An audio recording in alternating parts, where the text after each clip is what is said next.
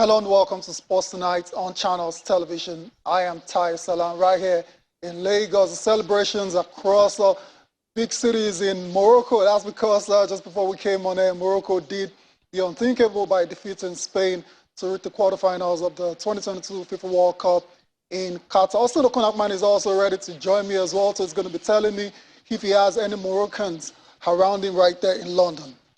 Do you have any Moroccans around you? For the greetings to you, Tayo, and our viewers. No Moroccans around me, but I tell you, we can feel the buzz right here. Morocco making history, qualifying for the quarterfinals of the World Cup for the first time. Look, just say, step by step, one step at a time. Yep. Samuel Eto'o predicted that Morocco can make it to the final. He said it was going to be Morocco and Cameroon in the final. But Cameroon is back home in Yaoundé. But Morocco is still powering strong for Africa. I said it's going to be an unusual World Cup. I love what I'm seeing. Morocco, please, get us talking. And that's exactly what they've done. Let's see if they can continue that for the rest of the competition. Like Samuel Eto'o said, Morocco will be in the final. They're 3 matches away from that. Fingers crossed. We'll see how that pans out for the rest of the competition. It's not just me and Austin on the show. I've also got my guy. He's back once again. Kende Idris. Kende, what's up, man? How you doing? I'm okay. I'm very good. And all smiles. You're smiling as well. Smiling like the faces of everyone in the studio. And like you said, big cities around Morocco, but not just around Morocco. Big cities around Africa. I think the entire Africa, unified over this. Forgetting what happened with Eto'o and, the Algerians and all. Everybody is together on this. And it feels like it's Africa moving to the next round. And if you're also looking, Morocco looks like they can even go longer than where they've gotten to. So it's huge smiles. It's huge smiles. I'm so happy. I was screaming where I was, and somebody asked, is it Nigeria playing? No, it's not Nigeria. It's Africa playing. Yeah, Africa playing. Morocco flying Africa's flag very, very high in Qatar. We're going to get to the World Cup later on. We're all champion at the beats to talk about what Morocco just achieved before we came on air. But before we do all of that, there's a small matter of the National Sports Festival going on in Delta State, Asaba to be precise. And we're going to be talking about that for you. We've got updates coming from that competition. Of course, if you've been following, you know Delta State once again are dominating that particular competition. We've got what you have on your screen right there is the track and field events winners for you, where Nicholas Fakorede of River State is the new men's 100 meters champion after clocking 10.25 seconds to win gold. So fantastic performance from Nicholas Fakorede. That's a name to definitely watch out for when it comes to the sprints in Nigeria. Tima, God bless, she's a lot more popular in this party. If you're a fan of track and field, she's representing Bayelsa State. She clocked 11.32 seconds to win the women's 100 meters gold medal. Fantastic performance coming from team. God bless. Shade Olatoye as well too. Quite popular if you're following the field event. She won the women's shot put with a throw of 16.15 meters, while Delta State Chukwebuka Enekwechi, of course, a veteran these days, set a new national record to win the men's hammer throw with a distance of 67.45 meters. Last but not the least, Temitope Addition of River State winning the women's high jump gold medal with a jump of 1.80 meters. So this update coming from the track and field events at the National Sports Festival going down in Asaba, Delta State. Let me just get your thoughts quickly on some of these guys. A lot of them we're familiar with, international athletes of repute coming down to compete at the National Sports Festival. I don't know, what do you make of that? I think particularly the 100 meters have gotten my attention because as much as, in your speaking, you said Tina, God bless, is an household name. But no one of those top athletes when it comes to the 100 meters as it stands, if you're talking of Rosemary Chukuma, you're talking of the likes of Favor Philly, maybe you can say, okay, these are sprinters in recent time that have stolen the show and all of that. But having to see, Tima do this, I think this is beautiful. And also Fakorede, for the men, talking about Nicholas. I think I love this. This is why we say, let the top athletes also be a part of this. And then the new discoveries would understand that we had to beat the top athletes to be here. It wasn't a case of I'm competing amongst those, that I know every day. That is local. These are internationally well revered around the world, and they are coming back home to compete in the National Sports Festival. We target sometimes the mini Olympics of Nigeria, and we still get to come out tops. Beautiful. But of all the stories, I think the story of Enekwechi Chukwuebuka caught my attention so well. 36 records standing, by Okoye right there, and about 66.42, and now he had done 67.45. Massive, really. And who else other than a man like Chukwuebuka, who in the last 5 years has been on the rise, every day. And Shadi Olatoye as well. These names are there, and then no surprises really. But I think this question probably I could pose it to Austin somehow. He knows how to have eyes in some corners. When will we get to the point where the National Sports Festival will be about a Lagosian representing Lagos, a Delta representing Delta? All right. Austin, over to you. It's one Nigeria, kind of, so I love the fact that Fakorede is representing Rivers State, and winning gold for them in the 100 meters event for the men. That's the power of the National Sports Festival. And remember, a major objective of the festival, when that touch of unity is going around, is to let all of us feel that unity, that oneness that we share as a country. So Austin, definitely have Yoruba men and sportswomen competing for Lagos, but to also be good if someone from Akwa Ibom is also competing, for Lagos State, and somebody from Bauchi is competing for Delta State. I don't see anything wrong with it. Yeah, no, but again, it's sports development, because, for instance, if I grew up in Lagos and Lagos was giving me virtually everything I have, I can compete for Lagos. Yeah, why not? You know what I'm saying? I know that that's not the situation most times. We know that it's about the highest bidder. Exactly. Guys, you know what we're going to with this. Exactly. So, but I like it. I like it. I like when I heard Fakorede, competing for River State and all of that. But shout out to the guys who, were giving us reasons to talk about the National Sports Festival. I said it, that it goes beyond administration when the real action begins.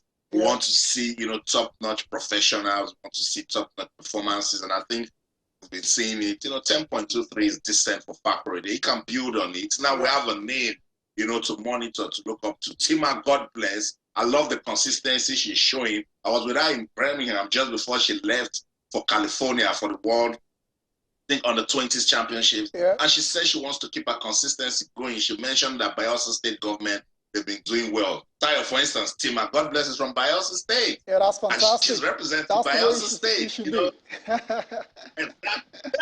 I'm saying that it's okay if you want to promote on Nigeria. So shout out to Tima, God bless. Shout out to Chukwuebuka and Enekwechi. I thought it was going to go there and boss it, and it did just that. And it's good to see top professionals also come back home to compete, to motivate the homegrown athletes. True. It does so much, the fact that they come into the country with enough international experience, they can talk to administrators. Let's understand how things are done out there so that we can actually meet international standards also. So, good show at the National Sports Festival. I'm so loving it. Good showing so far. We're all loving it indeed. Let's take a look at the table.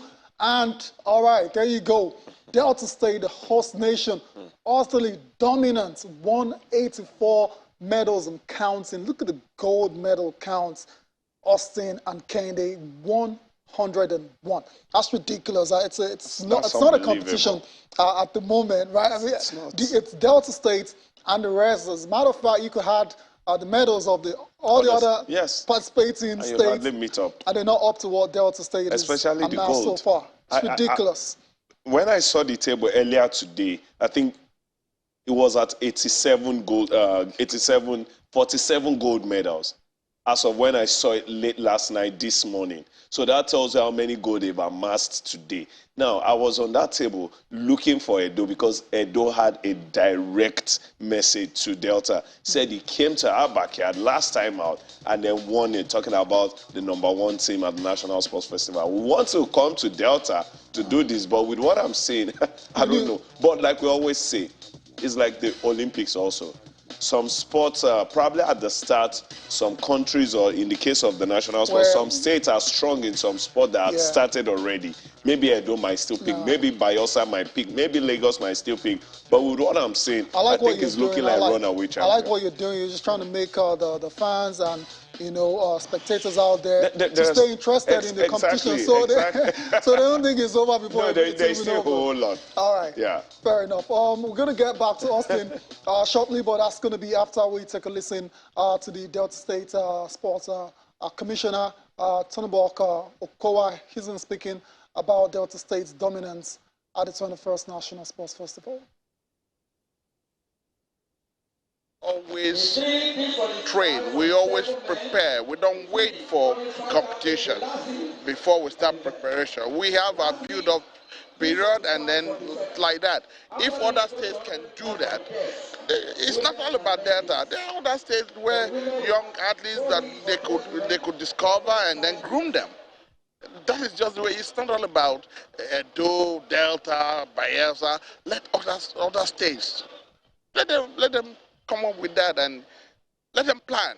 If you plan well and come up with just little welfare packages for them, you will find 1 or 2, 3 good athletes that you can groom to stardom. Tonobok Okowa was the chairman of the Delta State Sports Commission, giving pointers to those that care to listen on how to do this thing, how to get it done when it comes to the National Sports Festival. Austin, Delta State once again living up, pretty much everyone going into this competition said Delta State were the team or the state to beat, and it's panning out to be just like that. So Tonobok Okowa was trying to give me some cheap humility, and I was like, spare me the detail, because they love the dominance, and that's why they look forward to the National Sports Festival, and it's a long-standing tradition. That's why it's what you sow, you reap, and athletes enjoy competing for Delta State. And he mentioned welfare.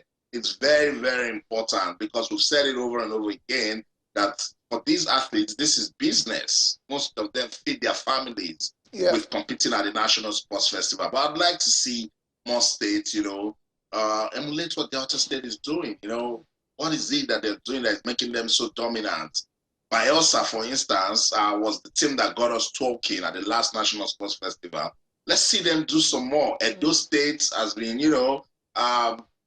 proving that they can compete with Delta, and I'm not surprised seeing them on the table about 8-something medals. So let's see other states do more. Let's make the National Sports Festival competitive, but let's also remember the major objective, which is for talent discovery and development. So I love what I'm seeing so far. We'll keep monitoring what's going on right there in Asaba Delta State. You're spot on. Austin, stick with us on sports tonight for the rest of the week for updates coming from the National Sports Festival in Delta State. Let's get on with the show now. Let's quickly give you updates coming from Finland, where Team Nigeria, made up of 5 girls, 5 boys and 6 girls, have landed in Finland for the qualifiers for the 2024 Winter Youth Olympics. The team was accompanied by 2 chaperones and were joined in Finland by youth director Charles Nemeth. The boys will compete in Group W along with Austria, Spain, Hungary, Italy, Latvia, Poland, and Turkey, while the girls are paired with the Czech Republic, Finland, Kazakhstan, Korea, and the Netherlands. The same pictures are coming from Finland. Curling is really turning into a big deal in this part of the world. It's good to see Nigeria going to represent Africa. As a matter of fact, they're the only African side with a chance of qualifying for the 2024 Winter Youth Olympics. And so we must say a lot of kudos, a lot of credit has to go to the Nigeria Curling Federation for ensuring that these young curlers, a lot of them from the age of 9 to 15 are getting the opportunity to represent the country in a sport, in an unusual sport like curling. Yeah, exactly, Tayo. I mean, they're taking classes already. These guys never seen ice before in their lives, but it's going to be a fantastic experience. I can remember when the Bello couple, got to qualify under the flag of Nigeria. That was the first time I heard there is a curling, association. Yeah, TJ Cole. TJ Cole, sorry. So I felt, so there is actually an association. And then I asked the question, where do we go from here? Now they've exposed Nigeria to the world of curling, talking about, we can actually get medals or we can compete at this level. And some people will make living, like something we just mentioned about the National Sports Festival. And that is the making of living and also being champion and world conquerors for those young ones between the age of 9 and 15. And now they are already exposed to the world. See, there is something about an average Nigerian. You expose them to whatever it is, they will grow and they will become conquerors in that field. And that is what you will see in no time. It might not happen now, of course, but trust me, it will eventually happen. With all these lessons, we catch up very fast, Tayo. And we will do that and then, get to compete favorably against, other parts of the world. Yeah, Nigerians are fast learners. We are fast learners, trust me. Austin, you want to say, chip in about curling before we move on? Shout out to the president of the Nigeria Curling Federation, Daniel Damola, and his team for what they're doing. Because look, Tayo, this is determination at work. This is curling. I mean, you even struggle to let Nigerians understand the dynamics of the sport. But Damola and his team, they've ensured that they keep giving us what to talk about. And I see them breaking records. So when Tijani and Susanna Cole went to the, I think, World Championship and won a curling match for the first time, it got the world talking. They announced Nigeria once again. And you mentioned something that some of those kids, they've never seen ice in their life, but ice will motivate them now. They will see it and they will be motivated to do something. And that's the power of sports right there, And for a country so blessed with rich human and natural resources, I keep saying that Nigerians can even do the mountain sky and all those extreme sports that we don't, do in the country. Because, we've got the people, we've got the market, we're almost everywhere in the world. So let's dominate. And I'm so loving what they're doing with curling. Yeah, you're spot on. And like you said, just to add to what you've said, I think it's high time the sports ministry really starts to support these unusual sports, because you can already see them putting in the work. So why not just just push them a bit more so that they can thrive and flourish, and who knows, win medals for the country in the future. Remember when I tried to destroy that term other sports in Nigeria, when they're talking and then they say I was the guy who said, what other sports? We're not just a footballing country. Before independence, Nigeria produced world champions in boxing. We went to sleep because of football, because football started showing us the money. Everybody wanted to get into football.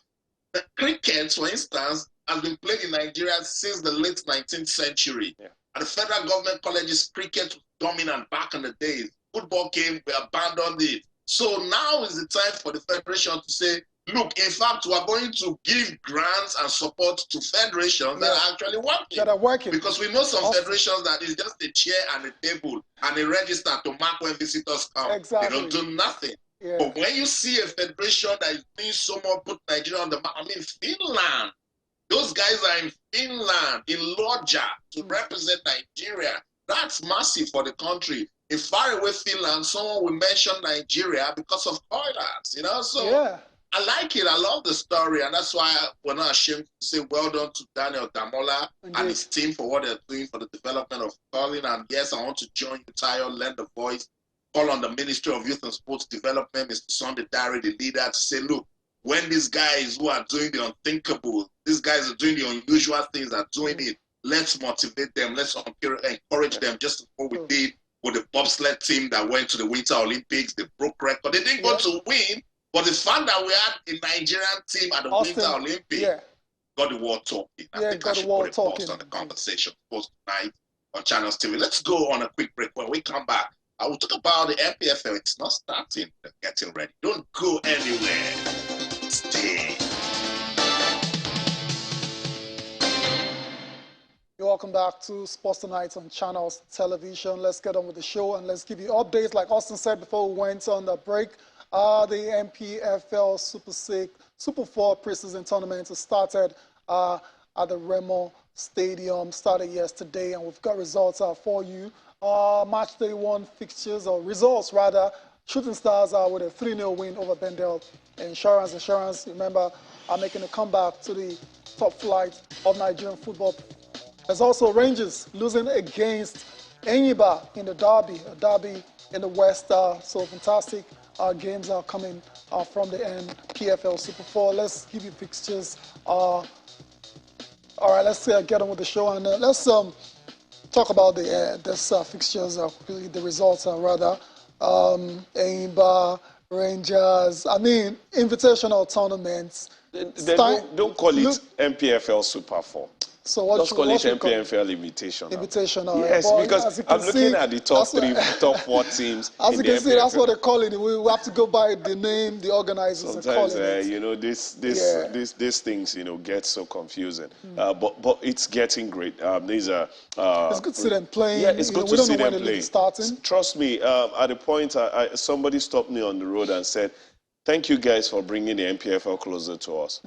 We love our football." And the more we hear you talk about it, the more we get interested. Now I know Katsina United, I know Bayelsa United, I know Enyimba and all of that. So it is always good to have our teams playing, and this is another good one. Let them play. Let us talk about them, and let's get the MPFL started again. Well, but for the MPFL Super 4, I'm loving the super teams there.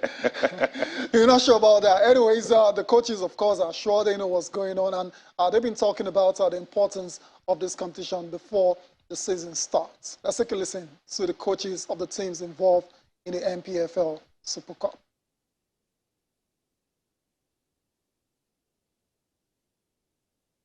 All right, while we wait to get the reactions from the coaches, a lot of these coaches are renowned in this part of the world. I'm talking about the likes of Benga Gumbote. I'm talking about the likes of Abdul Maikaba. There are a couple of new faces as well, too. Like I said, Bendel Insurance coming back into the league. We'll keep a very close eye on what the coach is able to do with that team. But there's still the big issue of when the league is starting and all of that. That is yet to be resolved, and hopefully that is done as soon as possible so the league can start and we can get to see these teams play. There is a tentative date of December 18. Tentative. But some people feel December 18 is not even visible. Because so many times, I don't know if anything would happen differently this time, but so many times we go for the December break, which is the Christmas, New Year break. So if you start at 18 and maybe at 22, you're calling for a break. That means maybe 2 match days or 1 match day, and then you go for a break. So why not leave it till after the break? I don't understand.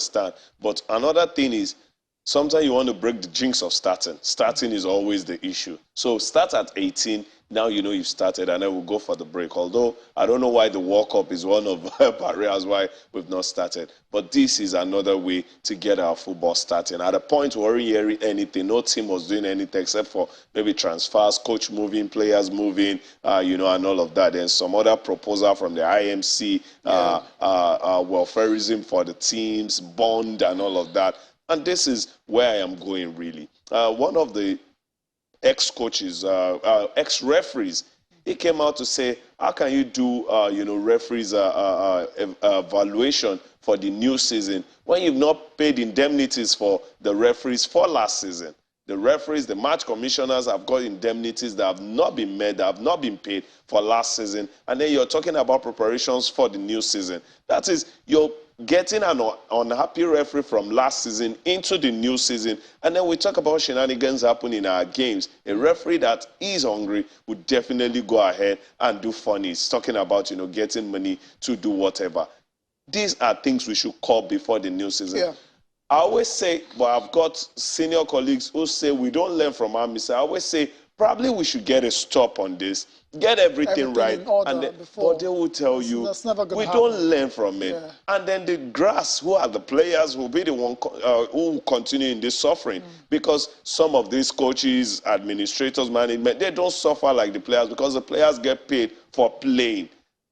But if we don't get these things right, we will say the same stories every now and then. We'll go into the continent just churning in teams without not expecting anything. And it's a worry. We're too big to still go about, such phase where the Eyimbas will go, Rangers, Bendel Insurance, Rivers United, Plateau United, and they will just go like they are there to complete numbers, and they come back empty-handed. This is not what we want. We want formidable, competitive teams to go out there, not just at home, to go into the continent and perform. And look at today, there's the FIFA Club World Cup. So there are so many things to motivate you. If you go ahead, do well in the country, go to the continent, do well, then you can play with the best teams around the world. Yeah, sounds like I've heard all these things before. But it's getting tiring. Let's leave the NPFL Super Cup for now, the preseason tournament. Of course, stick with us. We'll continue to give you updates on that competition as well, too. Let's get on with the show. Let's talk about the FIFA World Cup in Qatar. 32 teams started this competition. We're down to 8. Yeah, 7.5, you can say, because Portugal still dealing with Switzerland before we came on there. But we have 7 teams that have qualified for the quarterfinals already. But before then, let's talk about the big result of today. It happened between Morocco and Spain. The game ended goalless after regulation and extra time, and it went into penalties, and Morocco prevailed 3-0 on pens. Ashraf Hakimi scoring, the coolest guy in the stadium on the day, Education City Stadium to be precise, scoring the winning penalty for Morocco, and that's how they were able to qualify for the last 8 for the very first time in their history. Of course, it means Africa is going to have a representative in the last 8 of the competition. We've got a guest who's going to be joining us to review Africa's performance in Qatar. I'm talking about Dapo Darmola. It's been a minute since we had Dapo on the show. Dapo, good evening. It's great to have you on Sports Tonight. So nice to be part of the team tonight. How are you all doing? We're fantastic. I can imagine how we're feeling after what Morocco did. The Atlas Lions roaring into the quarterfinals of the World Cup. Absolutely an exciting moment for Africa indeed. All right, so let's just take it away from there. What do you make of that game? How did you see that game? Well, I think for many of us who now believe that Spain, with all they have in terms of possession, they have fantastic players, youngsters who are pretty experienced, considering the clubs they are playing for. For some of us, we've seen the new Xavi Hernandez, we've seen the new Iniesta, all the players they have, Gavi, Pedri, Ansu Fati. These are youngsters, but really, Sarabia, Olmo, we thought we've seen it, and we felt they had all it takes to, qualify for the next round. But it shows that sometimes also experience. A lot of people feel that when you leave out the likes of Sergio Ramos and so many other experienced players, when you leave them back home and you are building your team around youth, some people have complained about it, that Luis Enrique, yes, he has a vision. He wants to build, he's looking forward to a new era, set of, like all the players we have mentioned just now, Xavi, and all of that.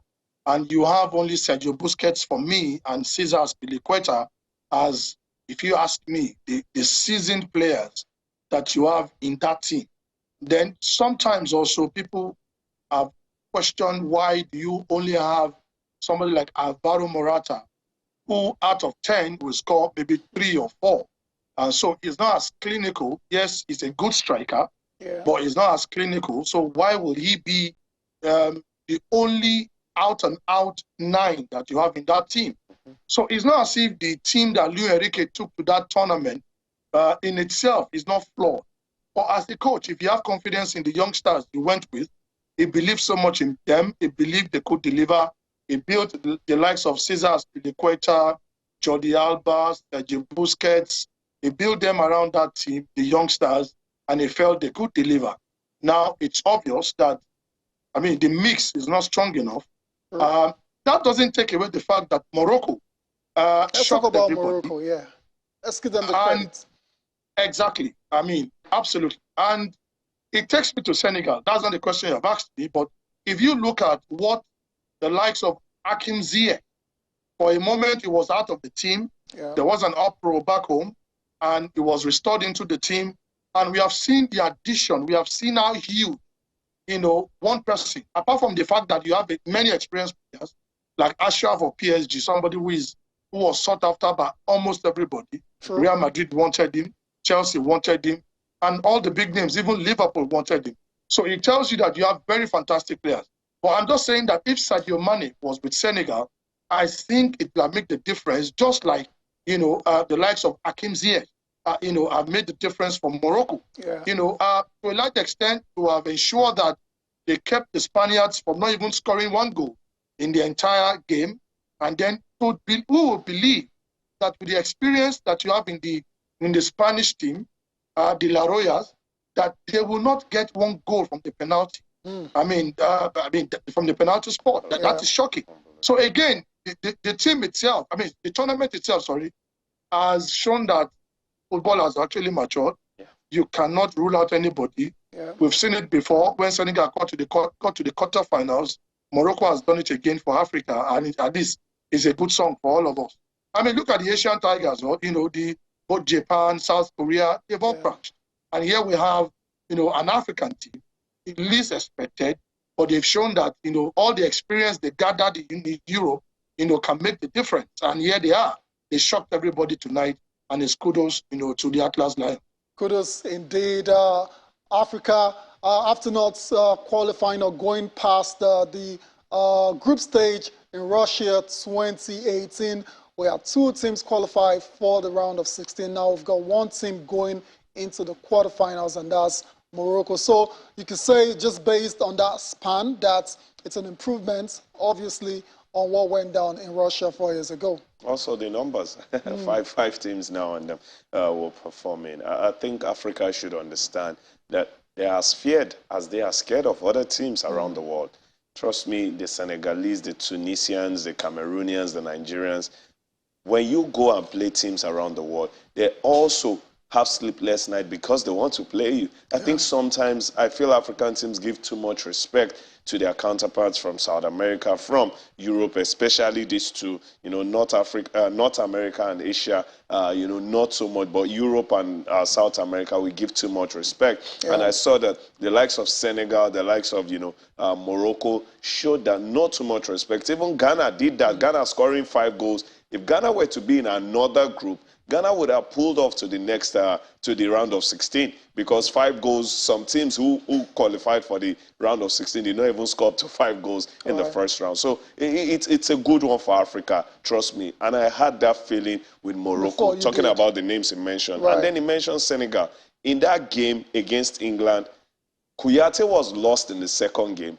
In the third game, or final game of the group stage, they lost Idrissa Gueye to card, and then before the competition, they lost Sadio Mane. So you can put these 3 experienced players together, put them in that Senegalese team playing England, and maybe the result might be different. So experience really have a way of counting, and he played for Morocco today. Indeed. Let's go to Austin. Austin, you have to say that what Morocco are doing is just incredible. This is not a team that is just got lucky and found themselves in the quarterfinals. If you watch them from the group stage, you would see the potential right from the start. This team defeated Belgium, shut out Belgium, they shut out Croatia, now they've shut out Spain. Playing those 3 superpowers when it comes to football, it's very impressive. So it's impressive. And our defense is so important in major tournaments like this, and to see Morocco shutting out those attacking. Those teams have a plethora of attacking talents, and they managed not to concede a goal against them. Morocco has conceded just 1 in this competition, and also against Canada, which is quite ironic. Exactly. you can imagine from the angle it came from. Yeah. But for these teams like Belgium, like Croatia, they've been able to Spain, they've been able to manage themselves, and especially this Spanish game. they needed their concentration intact for 120 minutes. Some would even extend, saying probably for more than 120, because even the penalty, they needed concentration properly. Bono making sure of that. But this team is so compact. This team has the perfect blend of experience, Nesri and the likes, Ashraf Hakimi, Kim Ziyech. And then sometimes you might have issues, but you find a way to manage your issues just to achieve. And that is the story of Kim Ziyech and, the Moroccan team. And look at the build. See, there is something we should look into in Morocco. Check out the CAF Champions League, CAF Confederations Cup, CAF Women's Champions League, Morocco qualifying for the World Cup, Morocco women qualifying for the World Cup, and you can go on and on. They, in 8 years ago, had a 10-year plan. That was 2014 thereabout, saying in the next 10 years, we want to be among the teams talked about majorly in Africa and also around the world. Are we talking about them now, both club level and national level? I think we are.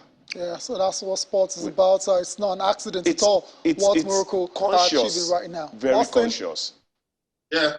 I totally agree with what Kehinde Idris said, and I've been saying it on this show that Morocco, they've been deliberate with their football and they are reaping the benefits already. But let's come to today's game between Morocco and Spain.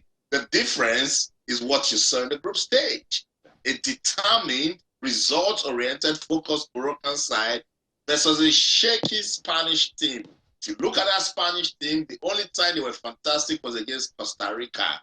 Germany, if the Germans had put more pressure from the 70th minute till the 90th, the Spanish team would have cracked and they would have lost that game. Then against Japan, you never thought that they would lose that one because the way they lost that game with just 4 points in the bag in a very tricky group, they had Japan that had 3 points already from their previous game and 4 points from their previous game, and Germany, you'd expect the Spaniards to do more than what they did against Japan. It didn't happen. And when I saw that game, I said, this is going to look good for Morocco. So Morocco just did all they could to suck up their pressure, find a way to avoid mistakes, and then run at them the best way that they could. And that was what happened. And when it gets to penalty, it's lottery. And the god of football today said, no way am I going to send away the team that has been more, dominant in this competition, that has shown more quality. Back home would have been unfair if Spain had won the penalties today. So football did the right thing, gave it to Morocco 3-0. Africa still getting the world talking at the World Cup. And I just hope that it will stop now for Morocco. Indeed. Like I said at the start of the show, celebrations across the different cities in Morocco, Rabat, Casablanca. You can go on, we see pictures are coming from those celebrations. And you can totally understand why these fans are ecstatic about the performance of the Atlas Lions. There you go there. Those are the fans right there in Morocco watching that game, obviously, and celebrating at the end of the 3-0 victory on penalties over Spain. And you saw earlier as well a flash of the result between Portugal and Switzerland. It's 5-1 to Portugal. Goncalo Ramos scored her hat-trick as the guy is on the lips of everyone right there in Portugal. So it looks like, barring any miracle, that Portugal will be the last team to qualify for the quarterfinals of the FIFA World Cup in Qatar. All right.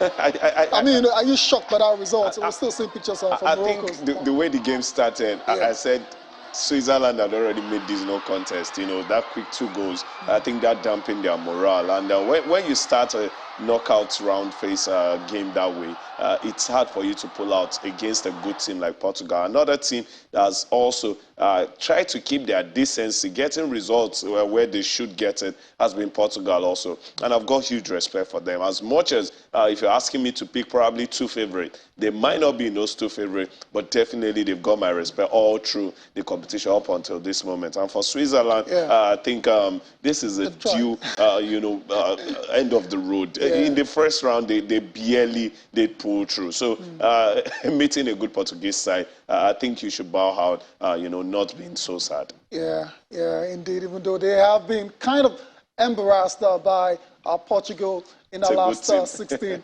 clash. Daramola is still with us. Let's go away from Morocco and let's talk about the other African sides. in the competition, or that were in the competition, because they've all gone home now. I'm talking about the likes of Cameroon.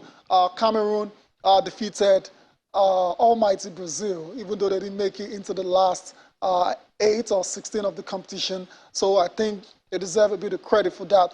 Even Ghana as well too. Ghana unlucky not to qualify, you know. Very unlucky. And Tunisia defeating the defending champions.